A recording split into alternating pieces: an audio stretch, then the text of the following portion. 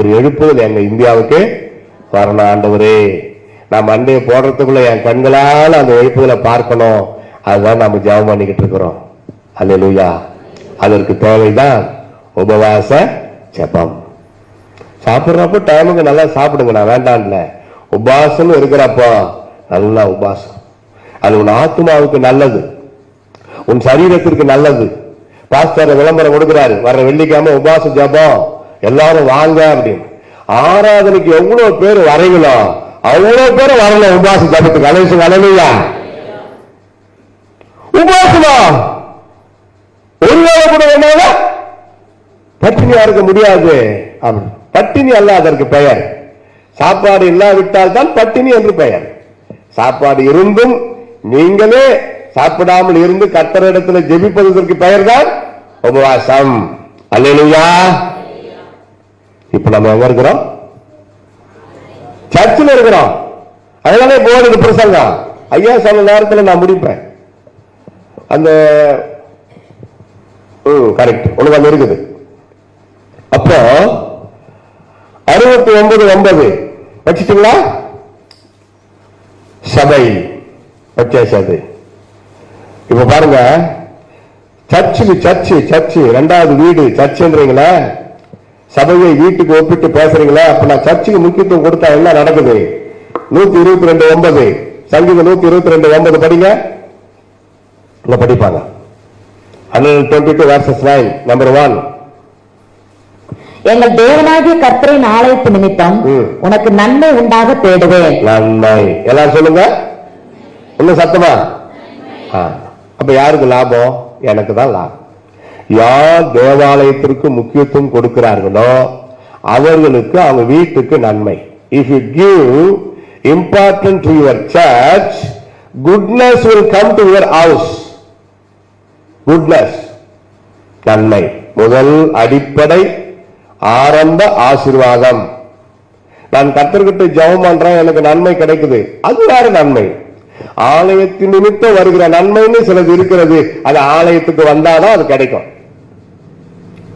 கட்டடிச்சுட்டு பாருங்க சிலர், அன்னைக்கு ஒரு நிம்மதியா இருக்காது, மகிழ்ச்சியாக இருக்காது. தவிர்க்க முடியாத சூழ்நிலை, வர முடியாத சூழ்நிலை. அப்ப கூட பாஸ்டருக்கு சொல்லிடலாம், லீவ் போடுற மாதிரி, இப்படி எல்லாம் இருக்குது ஐயா, நாங்க இந்த வாரம் வர இயலாது அப்படி கேட்டுக்கிட்டு அது வேற விஷயம். சர்ச்சுக்கு வரக்கூடிய சக்தி இருந்தும் பலம் இருந்தும் சூழ்நிலை இருந்தும் வராம சும்மா கடை.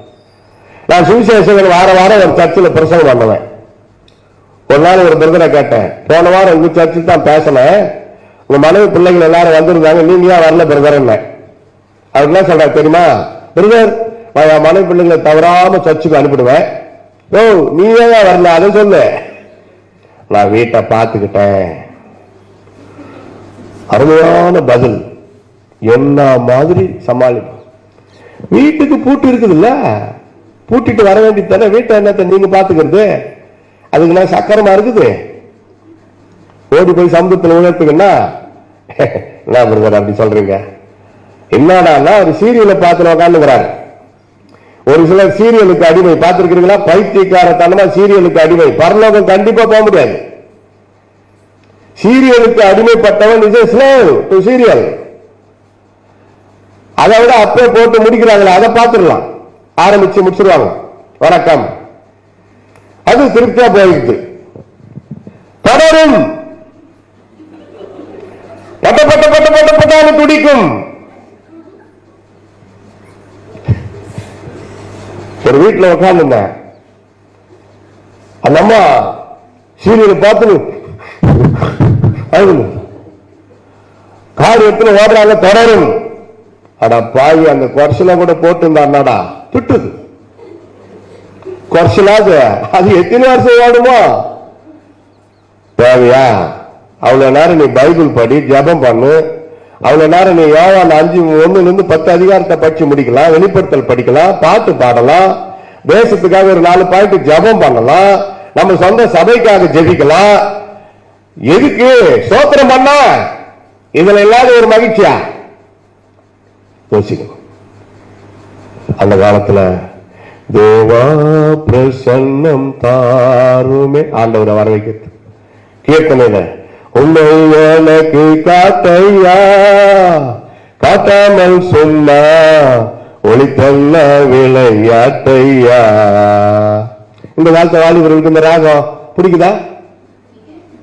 என்னடா இது காம்போது ராகத்துல போகுது. இப்ப லேட்டஸ்ட் மாடல் இருக்குதே, பாடு. இப்ப எவ்வளவு லேட்டஸ்ட் பாட்டு, கத்திர துதிக்கிற பாட்டு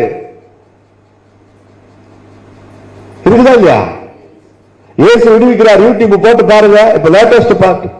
உம்மோடு பேச எனக்கு ஒரு ஆசை, உம்மோடு நடக்க எனக்கு ஒரு ஆசை, என் சிந்தை கவர்ந்தவரே, என் உள்ளம் நிறைந்தவரே, ஏசையா ஏசையா. இதுக்கு மேல சீரியல் தேவையா? அந்த பொண்ணு பாடிக்கிட்டு இயேசுவை பார்த்துச்சு தண்ணிலேயே, அந்த ஓடத்துல அந்த நதியில பார்த்துச்சு. அப்படி எடுக்கிறாங்க. வேதத்துல இயேசுவை பார், அல்லேலூயா. வசனத்தில் இயேசுவை பார், ஜெபம் பண்ணு,